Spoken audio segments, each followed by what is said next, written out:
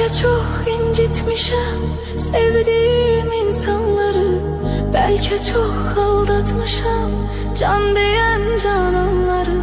Sonda görmezden gelip ettiğim noksanları, var ümidim affedersen sen beni. Bilmez idim dert verer derdimin dermanları, gün gelir pişman olar nefsinin kurbanları. Dünya taxtinden salar şahları sultanları, etibarsiz dünyaya etibar etmek günahdır.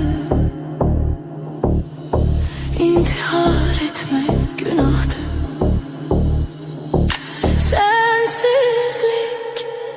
Sensizlik çok çetindir.